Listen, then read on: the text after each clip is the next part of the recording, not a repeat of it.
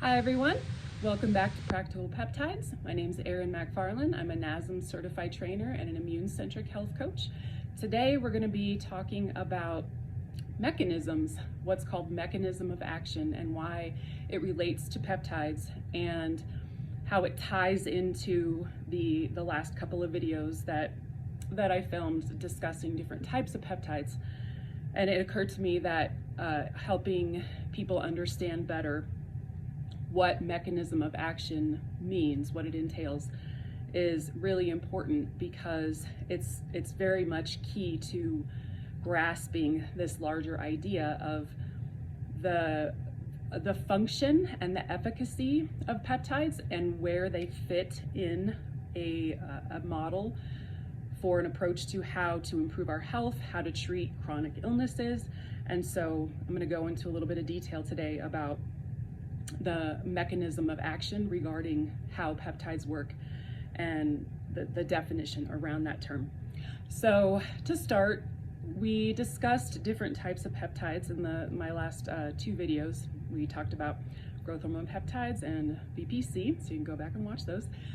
And what that describes really when I'm speaking to a type of peptide, it really has to do with the body system that peptide is working within and how that peptide works, how those types of peptides work.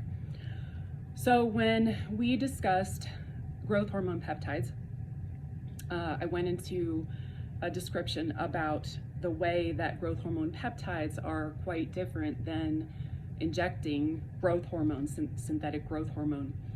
And really, they differentiate in how they work. And so when I'm explaining the different pathways that peptides utilize, the different body systems, the different symptoms that peptides can address, really I am speaking to the how, the mechanism. So when we say how, we're talking about the machinery, right? The mechanism of how something works. And so this idea is extremely important to grasp. And I know, if you have any type of background in medicine or, even healthcare, biology, we all have been exposed to these ideas of how our bodies work. And when it comes to these different treatment models, so we have, most people are familiar to and utilize an allopathic model of care. So when you go to the doctor, oftentimes we go when we're sick, and we go to have that sickness treated. Some of us go and we receive preventative care. We might get a physical, which still is not a type of prevention necessarily because it's really more of a diagnosis. But most of us will go to the doctor when we're sick. And that type of treatment model where a physician or a practitioner will address an acute, typically an acute, so meaning a sudden or severe type of symptom, the treatment of that as a response is an allopathic model. So for example, if you break your leg, you will go to the emergency room and they will set your bone and put you in a cast and take care of only that broken leg. They're not treating your whole entire body. They're just treating your broken leg, which obviously is wonderful and very helpful, and all of us benefit from those types of interventions. But when it comes to things like our overall health, our overall state of health, the balance in our body, our state of metabolic health, our inflammation levels, those types of things, it's becoming more and more apparent that an allopathic, meaning a reactive type of healthcare model, there is a lot to be desired as far as how effective those treatments are. For example, I discussed in a previous video the differences between a pharmaceutical drug and a peptide. And Pharmaceutical drugs, again, while they're appropriate in many different types of situations and are extremely vital to different treatments, and when we get sick, or when we have a chronic illness, or they have a place within the healthcare model that's extremely important. But they really they're very limited. There are a lot of limitations when it comes to utilizing prescription drugs as a preventative strategy for making sure that we try to mitigate our risk of developing diseases and chronic illnesses. So when we talk about a mechanism of action, and we differentiate between peptides and prescription drugs, what we're really talking about is how something works. So peptides, they work by, when you inject them, typically injected, the peptides are injected. Sometimes, again, you could take an oral form, a capsule, occasionally a nasal spray preparation. But those peptides are chemical messengers, and if you want a refresher, you can go back and watch my previous videos where I'll go into more detail about all of these things. So peptides are essentially chemical messengers that go into our bodies. Now again, they already exist. All peptides that we're going to use, they already exist in our bodies. So we're not putting anything in our bodies that isn't already there. They work slowly over time to increase or decrease or create balance in a specific body system. So for example, when I was addressing growth hormones, a growth hormone peptide will be injected, and when you follow the very specific dosage and cycling schedule, over time, that peptide will increase your body's own production of growth hormone and all of the accompanying signaling, the messaging,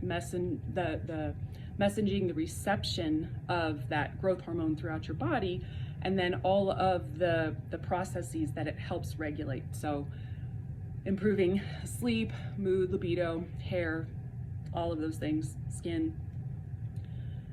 And that will happen slowly over time, versus a growth hormone injection will acutely flood your body with growth hormone, but it won't tend to all of those other components that are part of your body being able to use growth hormone. So the mechanism of a peptide is to, over time, slowly upregulate, downregulate, or bring into balance, homeostasis, imbalances in your body, or places where certain functions, these peptides, have been downregulated over time. Somehow the balance there has been compromised for whatever reason. Generally, aging, illness, things like that. So the mechanism is a chemical signal that over time builds that balance in your body. When we talk about prescription drugs, the mechanism is quite different, and that process is more of an acute, it doesn't address like the systemic or the global imbalances, whatever the underlying condition is that is causing that symptom. So I've used the example of an antidepressant, where you take the antidepressant and the mechanism, how it works is it essentially changes or alters the signaling in your neurons. Usually is how an antidepressant works. It works on your neurons, your neurotransmitters, which are the messengers in your brains and your brain and your neurons, and it affects your perception of those depressive symptoms. It does not treat or correct that underlying reason why you're experiencing depression. And again, I'm not knocking antidepressants, I'm not knocking allopathic medicine. They are all beneficial, they all can be beneficial, they all have a place. I'm just explaining the differences, because it's extremely important to distinguish how these different types of treatments work, so that when you are starting to educate yourself about peptides as an alternative treatment to more traditional prescription drugs, you feel empowered with that knowledge, and you can make an educated decision as to what might be an appropriate path for, looking at these different options, traditional versus more preventative, what we would refer to as preventative. And peptides are generally thought to be a preventative strategy for improving your health, or whatever concern it is that you're trying to address. So when we think of peptides versus a prescription drug, I think a really good analogy to differentiate that mechanism, how something works, is to think of it like a forest fire. So we have firefighters who go out, and when there's a forest fire, they go out and they douse it in water until the fire is extinguished, and it's an acute response. The problem at that point is there's a fire, we need to put it out. That's not a time when you're going to have people clearing dead vegetation to prevent the forest fire.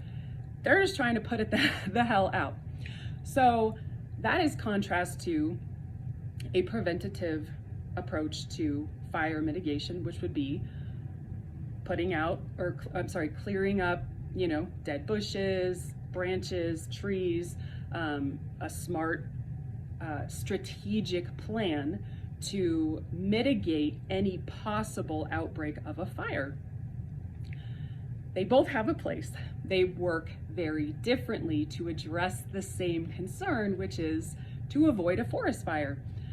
So both can be helpful. We need sometimes both.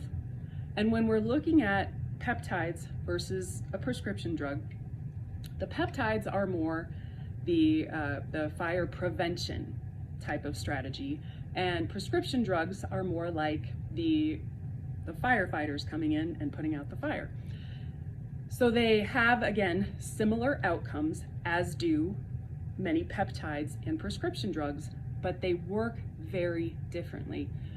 So keeping that in mind when you go back and you listen to my other videos, and then any that are upcoming, just to have that frame of reference for the reason why peptides can be effective where prescription drugs cannot. That helps give you some context as to the role that peptides might play in your whatever strategy you're choosing to improve your health, or prevent or reverse chronic illnesses, even cosmetic treatments. So there are amazing peptides that are very targeted for collagen production, and that decrease fine lines and help with hair growth and things like that, and as opposed to going and doing something like Botox. So the peptide works from the inside out to get your body to produce more collagen, whereas if you go and get Botox, it just masks the appearance of lines. It doesn't really change your body's functioning, but they can have similar outcomes. They just work very differently. So hopefully that's all helpful and is a good way to sort of wrap your head around these different approaches when it comes to types of treatments, when we're looking at prevention versus more of an acute response, or an isolated response to a specific concern that we're trying to treat.